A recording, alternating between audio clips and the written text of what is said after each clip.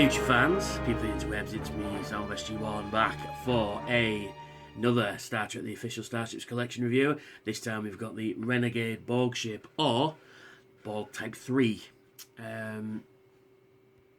issue number 73. As per usual, you get a nice glossy magazine, and you get the model itself, but more on that in a while. So, the Renegade Borg ship, or even Borg Renegade ship. Borg Renegade's ship. I think Renegade Borg ship would have been a better name, but anyway. So, affiliation, Borg faction in operation 2369 to 2370, headed by Law, propulsion transit, weapon, particle beams, torpedo missiles. I mean, a really nice shot of the ship there. Yeah, it's really nice. Make note of this symbol here. Really nice. I really like that shot. The Borg Renegade ship was a bizarre, haphazard shape that appeared to have been built by defective drones. In fact, this is precisely what happened.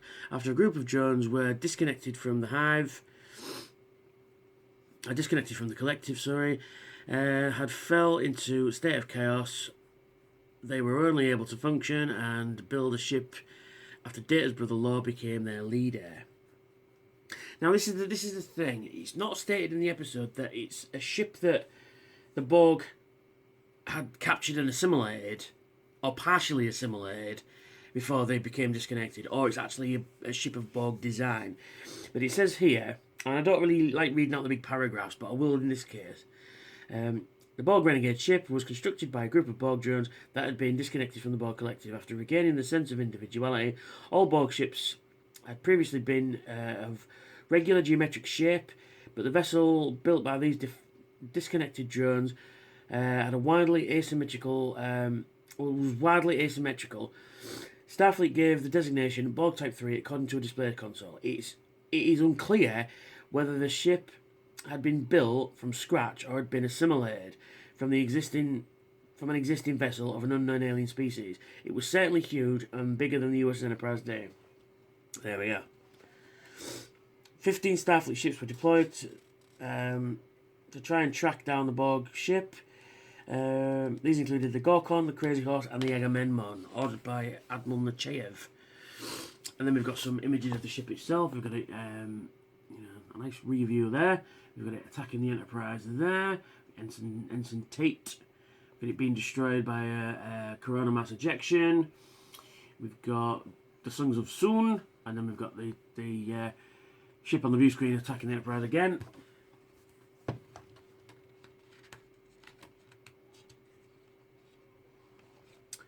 The Renegade Borg called Law the One and gave him an individual and he gave them individual names. Under his tutelage, the drones became more deadlier than ever. They did not move slowly. I can't speak today. They did not move slowly anymore or react if something became a threat to them. Emotion and death were no longer irrelevant, and it was a loss of one of their fellow drones elicited a vengeful response. According to Commander Riker, these Borg were fast, aggressive, almost vicious. It was almost like fighting the Klingons. It was almost like fighting Klingons, as he puts it. Then we've got a lovely topographical scan of the ship there. We've got the top view, we've got the side view, we've got the front view there. Wildly a weird design ship there. It's pretty cool. I've always liked this ship. Because it's one of these ships that you don't see, and I do believe that the Star Trek Attack Wing has a ship, has a model of it, and I think this is the only other model available. And they did do a model of it on the Star Trek TNG Pinball. The Borg's Renegade ship destroyed several Federation outposts, including the research station on Oniaka 3, where all 274 personnel were killed, and the MS-1 colony, although this time the Enterprise D arrived to save some of the colonists. Law gave the names to all the Borg drones that were affected by Hugh's sense of individuality. These included Croesus, Groval, and Torsus. Croesus acted as the second in command, and made sure all the other drones remained connected. The Borg Renegade ship was the same shape as a multi-kinetic mine deployed by the Borg in an attempt to defend against Species 8472 in 2374. Metaphasic shielding was a form of subspace shielding technology invented by Dr. Rhaegar, a Ferengi scientist who was capable of withstanding the pressures of radiation and energy of the star's corona. In 2369, Dr. Crusher demonstrated the shield's effectiveness by piloting the shuttle Justman into the corona of the star Veton. And then we've got the production shot of the ship there, and then we've got it being created out of styrofoam. Rather than draw a concept, Dan Curry designed the Borg ship to a carving study model out of styrofoam, covering it with black tape. Because it was designed by Dan Curry, visual effects supervisor Dan Curry designed the Borg ships to look as if it was an arm and a fist delivering a knockout left hook. And then we've got a section on Jonathan Delark, who played Third of Five, or Hugh, and there he is without his gear on. And he goes into a bit of an interview there with Jonathan Delark, and going into episode I, Borg, which has nothing to do with the ship really, but you know, he does feature in part 2. And more images from the episode there, which is pretty cool. And then we've got On Screen, designed by Dan Curry. First appearance is Descent Part 1, and it does appear in Scorpion on a Borg computer monitor, as I said earlier, as a multi-kinetic neutronic mine. Star Trek The Next Generation episode Descent Part 1 featured a guest appearance by one of today's greatest minds, the theoretical physicist Stephen Hawking. This made it the only episode of any Star Trek series to feature a guest star appearing as himself. During the filming of the episode, Hawking was given a tour of the set, and he paused in front of the warp core and engineer and said, "I'm working on that." As well as playing Hugh in Star Trek Next Generation, Jonathan Delark also played Phantome, pictured below. The mute nervous alien from Star Trek Voyager episode The Void, which is actually quite a good episode actually. While not immediately recognisable,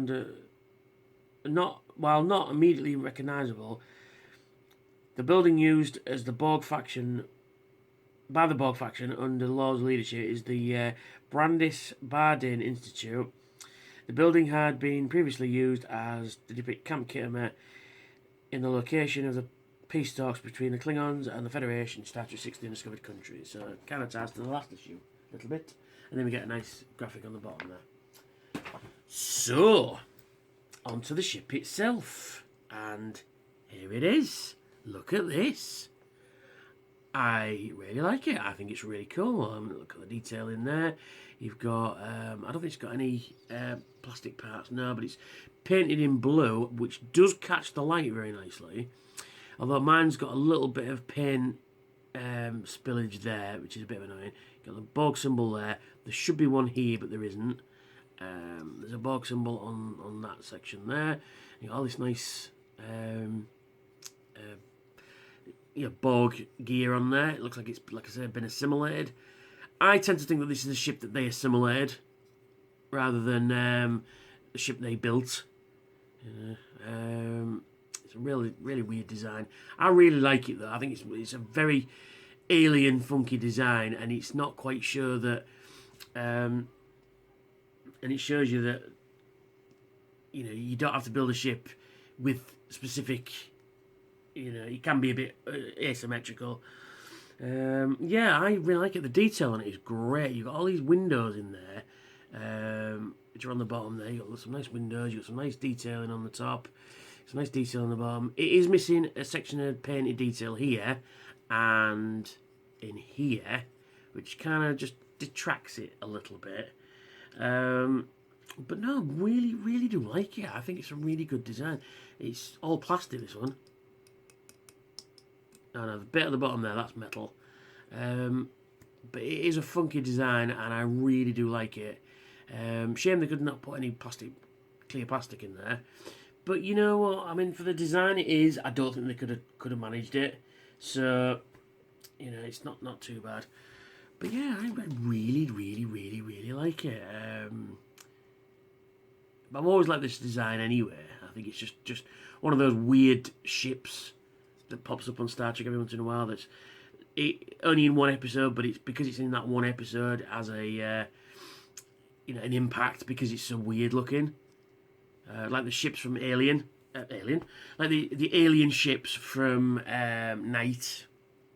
So yes. Oh, one thing I will say about the episode, Descent Part 1, which I forgot to mention earlier, is it's the only Star Trek episode which has the episode title before the title for the intro sequence. It looks like it was edited slightly differently to make the teaser. When they beam down to the planet, the doors open, there's a Borg drone stood there, and that's where the titles happen. But in the it looks like in the original cut, Data is playing cards with Isaac Newton, Albert Einstein, and the aforementioned Stephen Hawking. And there's a red alert, and Data stands up, ends the program, and walks off. Then the next scene is the Enterprise dropping out of warp, and it says Descent is the episode title. And it's the only episode of Star Trek where that happens. So it looks like somebody decided after the episode was put together to edit it slightly differently. So yeah, there's a bit of trivia for you there. Yeah, so onto the ship. I'm digressing again. Been listening to the Old House a lot lately. Yeah, so it's really cool. I like it. It's a funky, weird design, and it does look like it's about to punch you in the face. And it fits on the stand rather strangely, actually. You got the stand, and it says Renegade. It says on the bottom Renegade Borg ship, which is what it is. Grammatically, that sounds better.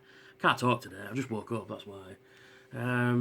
So yeah, Renegade Borg ship. Now, it fits on the stand like that. Instead of being that way. Being that way on the stand, it fits this way, which is a bit strange, actually. So yeah, it's going to be a bit odd to put it into the collection. If all the stands point forward, this is the only one that doesn't. Actually, no, you can mirror it because the other two Borg ships can be displayed that way as well. So yeah, it's really cool. So yeah, just a few minor irritations I've got with mine, but overall, really good, really good. Are you cherry picking? You definitely pick this one up if you're a Borg fan, and because it's just a weird design, get it picked up. So that's me. That's the Borg Type 3 or the Renegade Borg ship, and I will catch you later. Bye for now.